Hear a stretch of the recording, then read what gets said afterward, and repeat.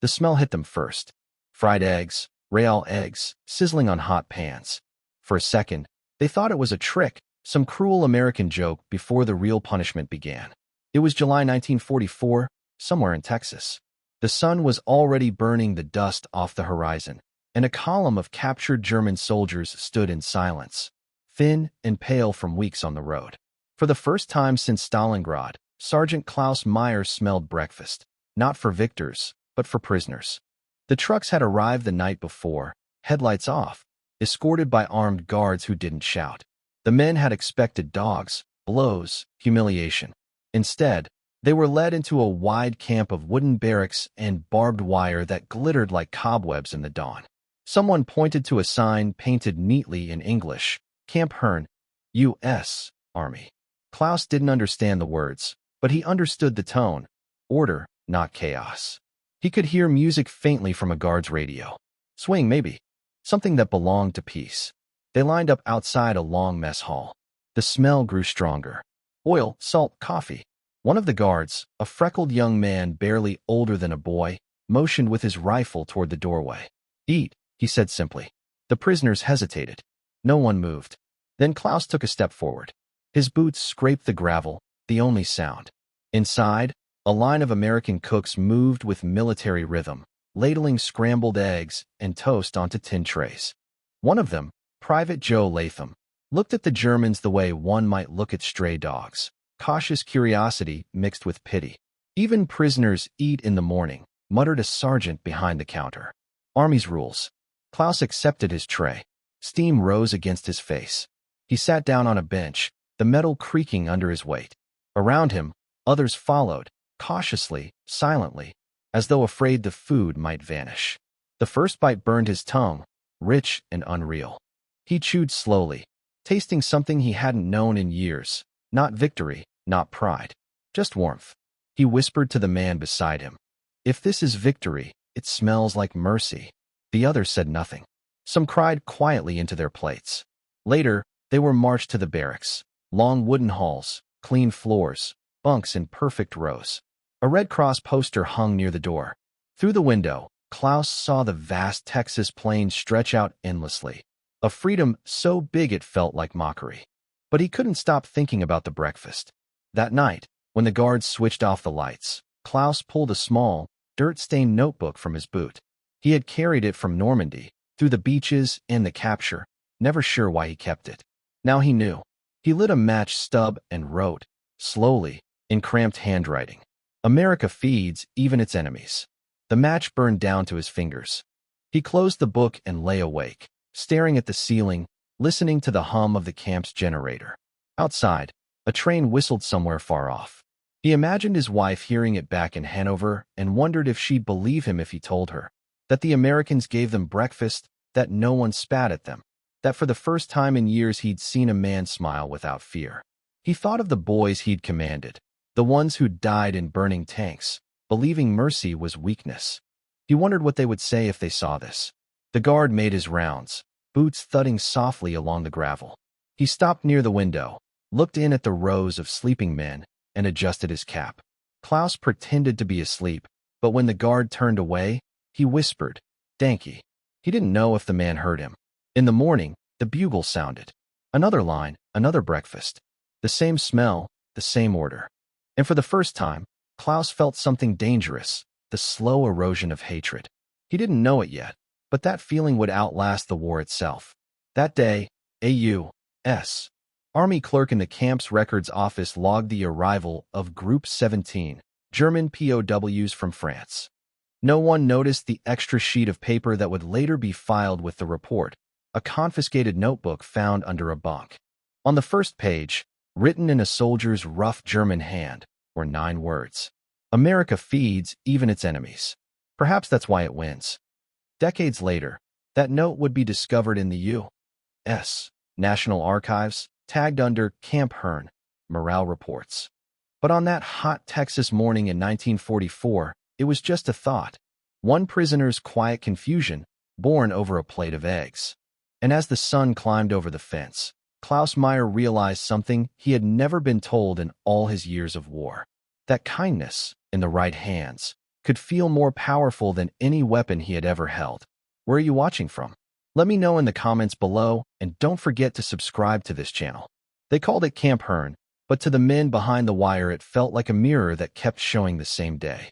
Heat stitched the afternoons together. Dust lifted off the parade ground and settled on everything. Boots, bunks, even the Bible in the chaplain's pocket. Klaus learned the schedule as if it had been drilled into him on a parade square. Reveille, roll call, breakfast, work detail, mail, lights out. Order replaced fear, and the absence of shouting sounded louder than any command he had known. The place was enormous. 480 acres of fences and red earth, 3 guard towers watching the main compound, a kitchen that never slept, an infirmary with clean sheets and a smell of carbolic soap, a post office that stamped letters with the indifferent certainty of a train timetable. More than 4,000 prisoners lived there by autumn, most of them veterans of North Africa who still carried Sahara's sun in their eyes. The guards joked that the Germans were better organized than some American units. The Germans pretended not to hear and organized anyway. Captain James H. Whitman, who ran the guard company, wrote in his notebook, "They are soldiers, efficient, proud, maddeningly tidy. They stack firewood like parade rifles. By Christmas, they have a theater and a choir. We did not give them those, they made them." His handwriting slanted forward, as if hurrying into the future. Inside Barak 12B, Klaus watched a civilization rebuild itself with scrap, wood, and patience. They papered a wall with hand-drawn maps of home. Someone carved a chess set from broom handles. The best mechanic on the work detail made a coffee percolator from tin and wire. One afternoon, an amateur painter hung 2 portraits above the stove, George Washington and Adolf Hitler, each framed in cardboard, each gazing into a different distance. The room fell quiet in the heat of that arrangement. An American lieutenant stepped inside, hat tucked under his arm, and stared at the wall for a long beat. "2 liters," he said evenly. "Hope your stove doesn't pick sides." A few men laughed. Others stared at the floorboards, as if the sap within them might answer for them. Letters became the camp's true currency. On mail day, the entire compound leaned toward the post office like grain toward the wind. Klaus learned to recognize the way a man walked back from the mail window when there was nothing for him, slower, with hands that had nothing to hold. When a letter did come, paper turned to skin. He wrote to his wife in a careful hand that tried to be brave. "They do not treat us as beasts. I begin to feel ashamed of how we treated others." He folded the sentence like a confession and trusted it to a stamp. Not everyone wanted the mirror to show new things. A pocket of true believers policed the barracks with whispered rules and watchful eyes. They pinned eagles over their bunks and spoke of honor as if it were a ration. One morning, when the mess hall served eggs again, a former party officer lifted his tray to shoulder height and let it fall. The tin clattered like a shot. "They are poisoning our pride," he hissed. No one answered. The cooks kept moving. The line shuffled forward. Somewhere a broom resumed its quiet work. Pride, it turned out, was hard to starve and easy to tire.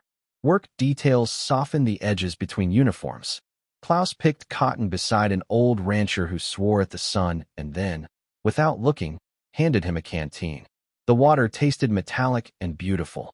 In the truck back to camp, the men passed a harmonica up and down the bench. An American guard tapped the tailgate with a coin.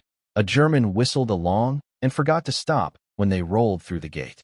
The tower spotlight paused on them, then slid away like a polite eye. There were rules, written and unwritten. You called the guards, sir. You kept your area clean. You did not stand at the fence and stare at the highway. You did not sing the old songs after lights out. At first, the last rule made sense. By December, it felt like an ache. So the choir sang other things, psalms, folk tunes, a lullaby you could mistake for a hymn. When they rehearsed in the camp theater, a barn with a stage, footlights of scavenged bulbs, curtains sewn from flour sacks. Even the guards stopped to listen from the back, hats off, arms folded as if holding something breakable. By Christmas, they built a theater and started a choir, Captain Whitman wrote. "I have never seen men make so much from so little. I don't know whether to admire them or fear them." On Christmas Eve, the air thinned with cold. Breath showed itself.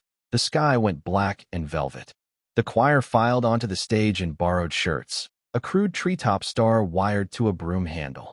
The first chord of Silent Night floated across the compound, over the wire and the red earth and the guard towers, and found its own echo. Men who had not prayed in years closed their eyes.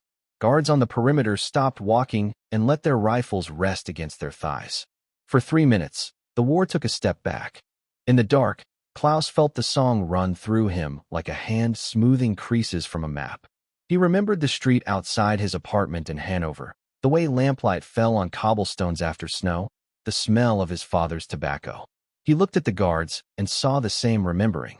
For the length of a carol, the camp was a village with a fence no one needed.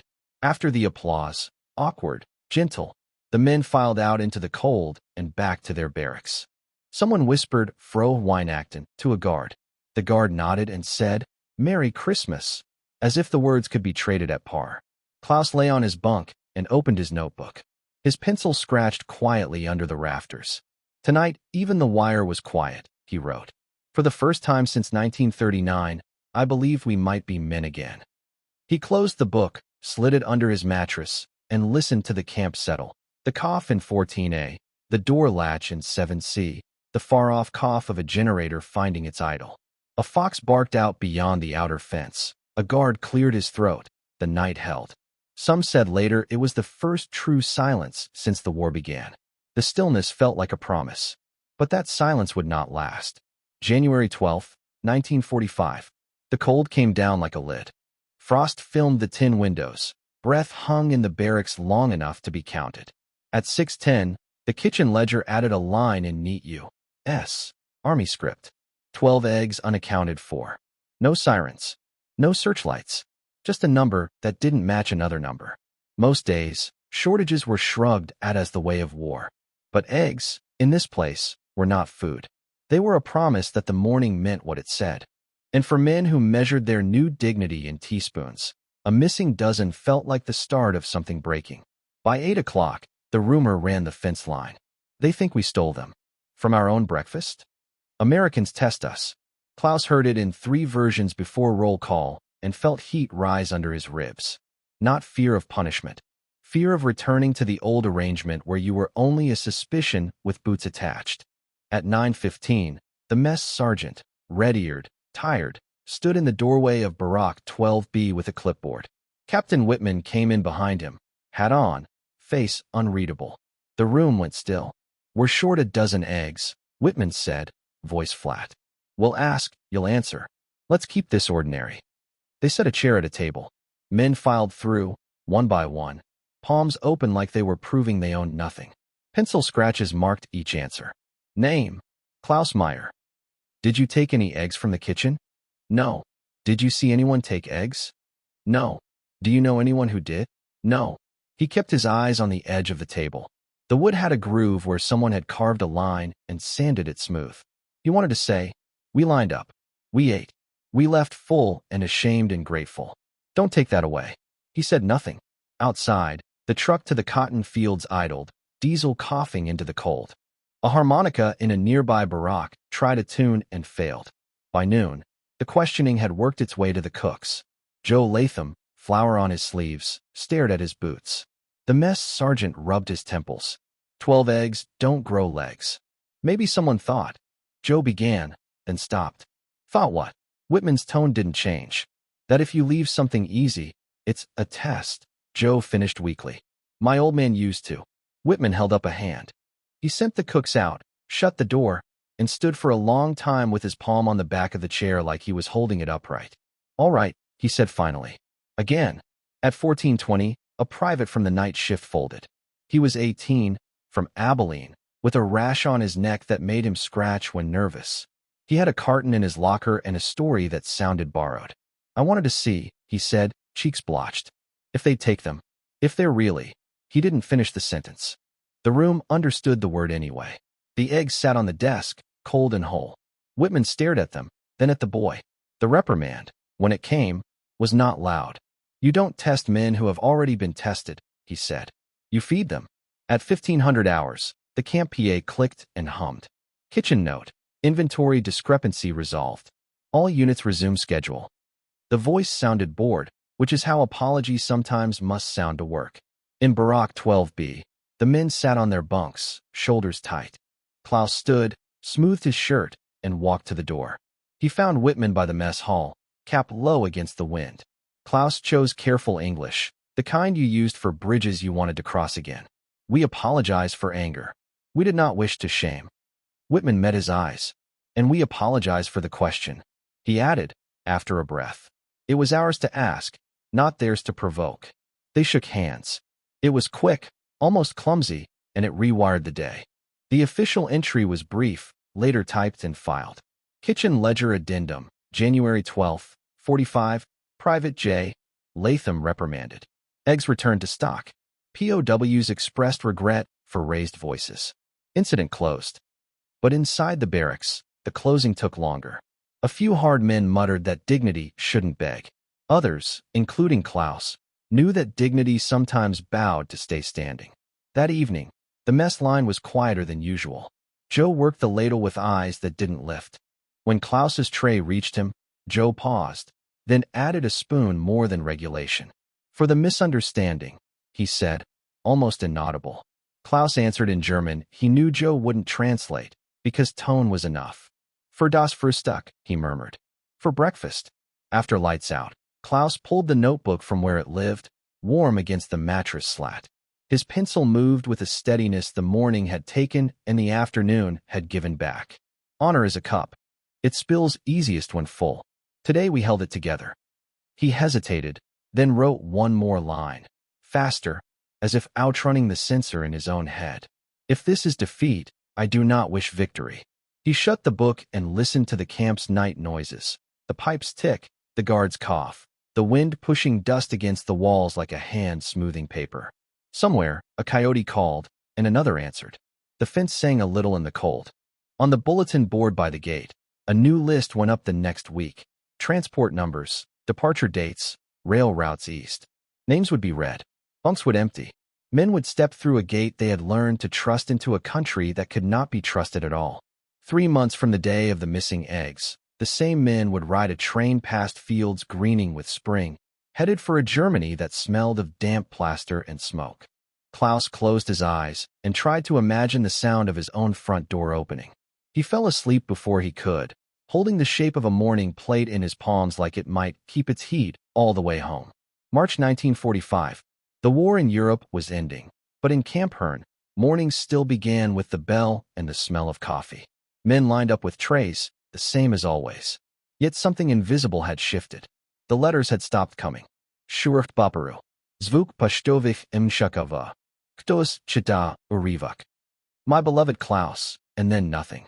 Just an empty envelope, slit neatly open, the page inside removed by censors.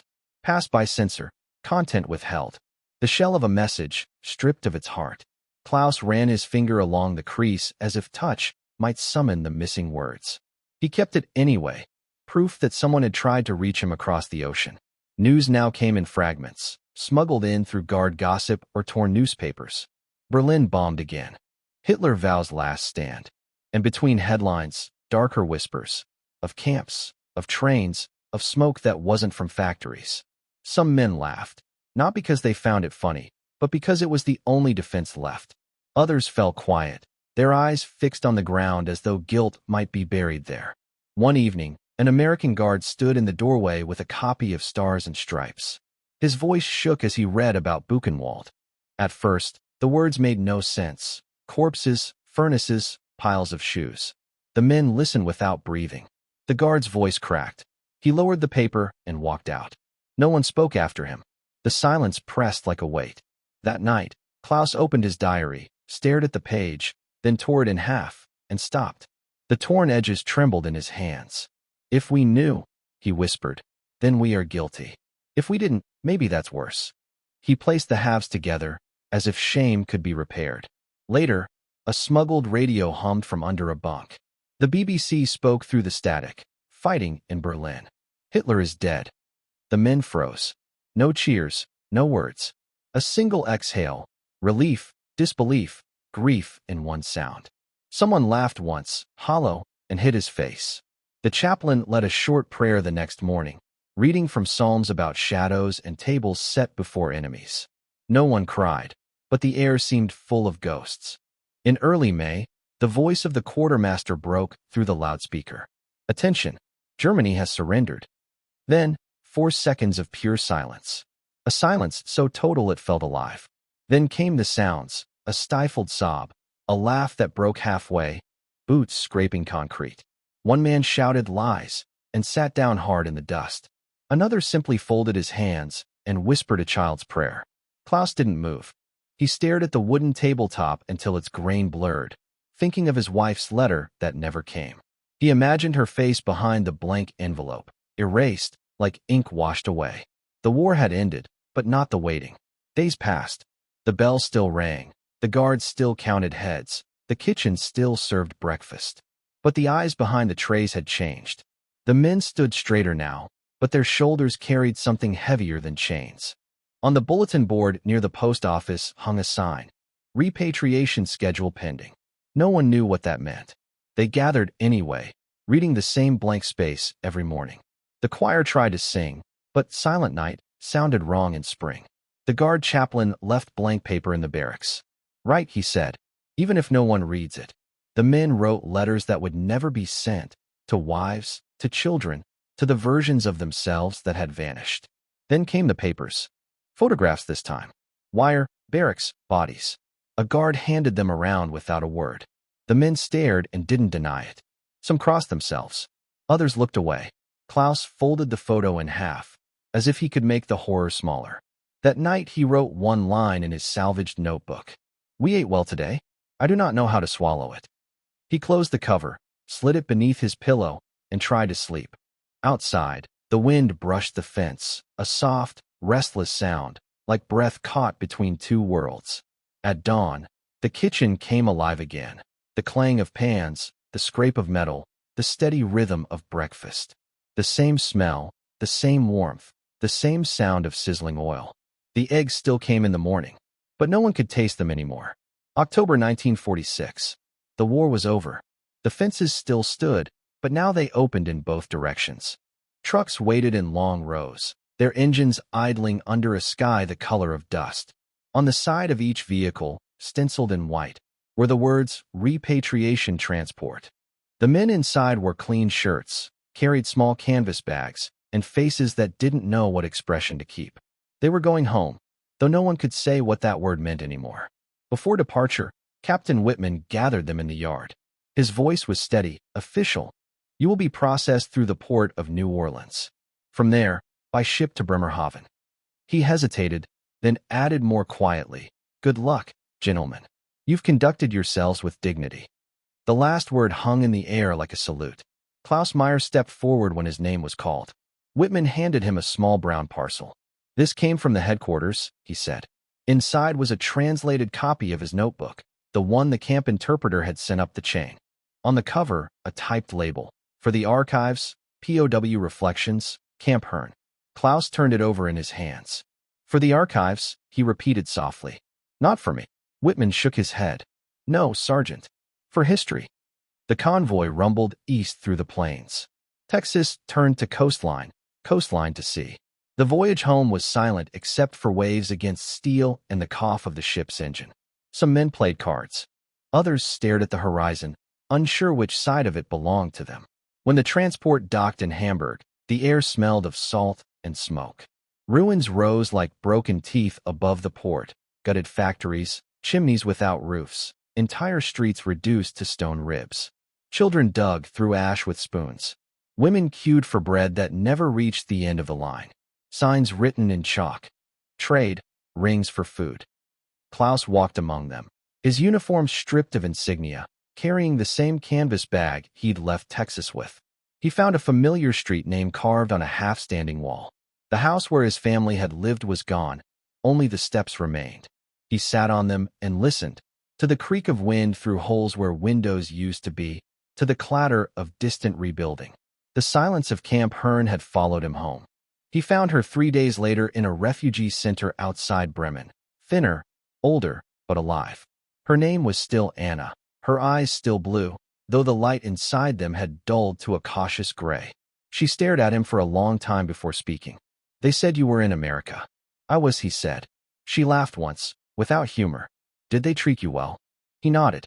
Better than we treated others. She didn't believe him at first. When he told her about the eggs, about breakfast every morning, her face twisted between disbelief and bitterness. Eggs? For prisoners? You must be lying. He reached into his bag and took out a torn page from his diary, one that had survived the journey. A small yellow stain marked the corner. See, he said quietly, it never washed out. She touched the mark with her thumb, then pulled her hand away as if from something hot. That night, they shared a blanket in a building with no roof. Rain dripped between beams. Around them, other families whispered or coughed or prayed. Klaus stared at the ceiling and thought of the American camp, the smell of bread, the rhythm of bells, the strange peace of order. He thought of the young cook who'd once handed him coffee without looking afraid. They broke us with kindness, another returning soldier had said on the transport. Klaus had laughed then. Now, in the ruins, he wasn't sure it wasn't true. Days blurred into gray. People rebuilt walls with bricks still warm from the fires that had burned them. Flags changed, neighbors vanished. No one talked about guilt. It hung in the air like dust. When Anna read one of his old letters aloud, her voice trembled on the line. They treat us as men, not enemies. She stopped reading halfway through and asked, Do you still believe that? He didn't answer. A month later, an official from the local administration came to record returning prisoners. Name, rank, last place of internment. When he heard Camp Hearn, Texas, the clerk raised his eyebrows. America, he said. You were lucky. Klaus thought of the empty plates here, of the hollow eyes of children, and of the taste of eggs he still couldn't forget. Yes, he said slowly. Very lucky. That night, he walked back through the wreckage to the riverbank. The water reflected the firelight of small stoves along the shore. He reached into his pocket and unfolded the diary page again. The words were faded but still legible. If this is defeat, I do not wish victory. He read it aloud, then folded it once more and slipped it into the mud, letting the current take it. He realized the war had ended, but the shame had just begun. 1984, Fort Sam Houston, Texas. In a quiet corner of the military archive, an archivist named Evelyn Price opened a forgotten box marked POW Camp Hearn, 1944-46. Inside were the usual things, faded forms, black and white photos, lists of supplies. But at the very bottom lay a thin notebook wrapped in brown paper, its edges yellowed with time. She turned the first page and saw neat German handwriting. The line at the top was circled twice. America feeds even its enemies. The words stopped her. They were careful, deliberate, as if the writer had measured every letter. She read on, short sentences, fragments of days, descriptions of fences, dust, Texas heat, and something else woven between them, gratitude. Not the kind that begged for sympathy, but the kind that tried to understand it. The name on the cover read Sergeant Klaus Meyer, Wehrmacht, captured Normandy, 1944. Evelyn searched through the records until she found an address in Hamburg. She hesitated before dialing the long international number. When the line finally connected, a man answered in German. She switched to English and said softly, Mr. Meyer, my name is Evelyn Price. I'm calling from an American archive. I found something that belonged to you. There was silence on the other end. Then a quiet breath. The diary? Yes, it's here. Your handwriting is beautiful. He laughed once, almost shyly. I didn't think anyone would ever read it. They should, she said. It's extraordinary. He told her he was 87, that he lived alone now. His wife had passed years earlier. People don't believe my stories, he said. They think I made them up. The kindness, the food, the music. It doesn't fit the war they remember. Evelyn replied, maybe that's why they need to hear them. He was silent for a long time, then asked, Do you remember the eggs? I read about them, she said. You wrote that they changed what mercy meant. He chuckled softly. Yes, imagine learning humanity from your captors. After they hung up, Evelyn typed a short report for the Army Historical Division. She scanned the diary, translated a few passages, and added a note at the end. Even defeat can teach grace. The file was sealed again and placed in the public collection. Visitors sometimes came asking about it. The staff would show them the little notebook through the glass, the faded ink, the indentation of careful words, and in one corner a faint yellow stain that looked like the shadow of a breakfast long gone. A year later, a letter arrived at the U.S. Embassy in Bonn. The handwriting was old but steady. To the soldiers who guarded us. To the cooks who fed us. To the country that saw men, not monsters. Tell them they made me human again. Klaus Meyer. The letter was forwarded to Fort Sam Houston. Evelyn opened it and read it aloud in the same room where she'd found the diary. For a moment, the decades between them disappeared. She imagined him as he once was, a thin man in a dusty camp, sitting before a tin plate of eggs, realizing that mercy could survive even in war. She placed the letter beside the diary and closed the box. Outside, morning light was spilling across the base. The air smelled faintly of coffee and fried eggs drifting from the kitchen. She smiled to herself and whispered the last words she would ever write about the case. Some wars end with surrender. Others end with breakfast.